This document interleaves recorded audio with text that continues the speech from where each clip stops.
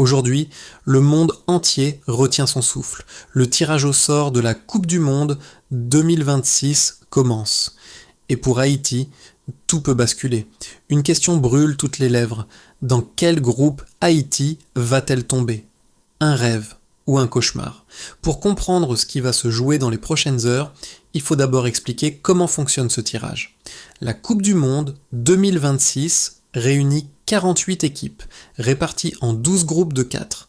Chaque groupe sera formé d'une équipe du pot 1, une du pot 2, une du pot 3 et une du pot 4. Haïti fait partie des équipes qui entreront dans ces pots selon le classement FIFA le plus récent, mais attention, le tirage n'est pas entièrement aléatoire. Il existe des règles très strictes. Dans un groupe, deux équipes d'une même confédération ne peuvent pas se retrouver, sauf l'Europe, qui peut avoir 2 nations maximum dans la même poule. Les pays hôtes ont déjà leur place, Mexique en groupe A, Canada en groupe B, États-Unis en groupe D. Les autres têtes de série du pot 1 seront réparties dans les groupes restants. Ensuite, les équipes des autres pots viendront s'ajouter une par une jusqu'à former les 12 groupes complets. Les 2 premiers de chaque groupe seront qualifiés directement pour les phases finales, accompagnés des 8 meilleurs troisièmes. Autrement dit, même un début compliqué peut encore conduire au rêve. Mais tout commence aujourd'hui avec ce tirage qui peut changer l'histoire. Ce qui amène à la grande question, quelles sont les équipes que Haïti doit absolument éviter? Parlons des 5 pires adversaires possibles, pas par peur, mais par réalisme.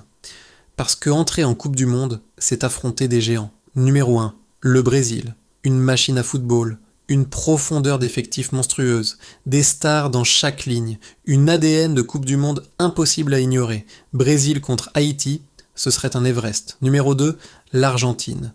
Championne du monde récemment, génie collectif, expérience, mentalité de guerrier, une équipe qui ne pardonne aucune erreur. Tomber contre l'Argentine, c'est accepter un combat titanesque. Numéro 3, la France. Des talents partout, du banc jusqu'aux titulaires, des jeunes affamés. Physique, technique, organisation parfaite.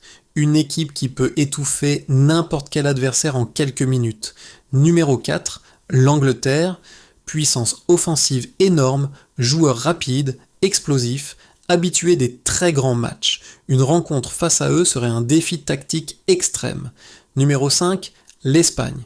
Possession, pressing, rythme, une équipe qui confisque le ballon et oblige l'adversaire à courir. Pour Haïti, survivre sans toucher la balle serait un enfer stratégique. Ces nations ne représentent pas l'impossible, mais elles symbolisent le pire tirage imaginable pour une équipe qui revient après plus d'un demi-siècle. Face à elles, chaque seconde devient une guerre. Un exploit serait nécessaire, mais de l'autre côté se trouve l'espoir. Le tirage peut aussi offrir un groupe jouable, abordable, où Haïti peut surprendre, défendre, contre-attaquer, créer un choc mondial. Un groupe où tout resterait possible, parce que la Coupe du Monde récompense le courage, l'intensité, l'âme. Et si un pays possède une histoire écrite dans la souffrance et la foi, c'est bien Haïti. Dans quelques instants, le destin s'ouvrira. Un nom sortira d'une boule, un stade deviendra un champ de bataille, et tout un peuple se mettra à rêver. Le football n'est pas juste un sport, c'est une chance de se faire entendre, une chance de dire au monde « Haïti est de retour, aujourd'hui la route commence ». Et peu importe qui se dressera en face, chaque adversaire trouvera en Haïti un cœur qui ne renonce jamais.